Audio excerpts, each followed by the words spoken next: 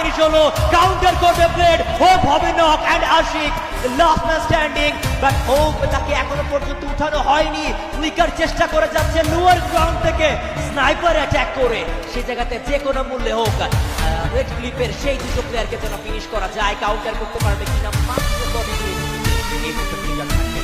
চলছে খেলা কিন্তু টিমের Red Cliff versus Red Hawk right now, এবং লাস্ট মোমেন্টের এই intense battle 13 kill versus 13 kill right নাও।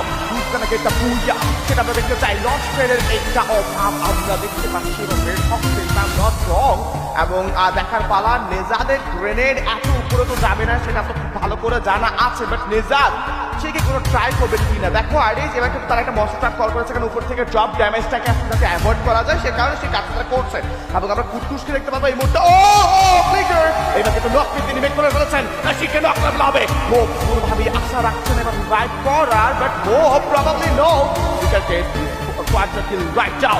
Lastly, 1v4 party Red Hawk booyah কে দিবে, কে চুলাবে ঘুম পাড়ানি বাসি পিছের গান দেখতে চাই আমরা টিম Red Hawk। তবে কেউ এসে পড়েছে, প্রবাবলি একটা হিল ব্যাটল হতে পারে, প্রবাবলি একটা হিল ব্যাটল হতে পারে। আগে থেকে একটা প্ল্যান কিন্তু করছে, দেখো মহসা থেকে কোনোভাবে ভাসানোর চেষ্টা এই ওয়াল দিয়ে করার কি চেষ্টা হচ্ছে কিনা। না না না, নেজাবকে আরেকটু উপরে নিয়ে যাতে গ্রেনেডটা প্রেসিডেন্ট থ্রো করা যায় সেই চেষ্টাটা কিন্তু তারা করছে।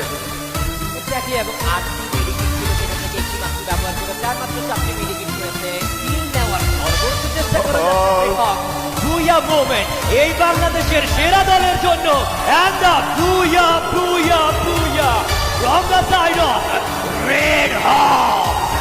What a performance! নেজাদ, ফ্লিকার, ব্লেড, কুটুস চমৎকার পারফরমেন্স দেখিয়েছে। শেষ কিলটা হাতছাড়া করতে চায়নি, বাট ও সে ফিনিশ হয়েছে, পেয়েছিল হিলটা।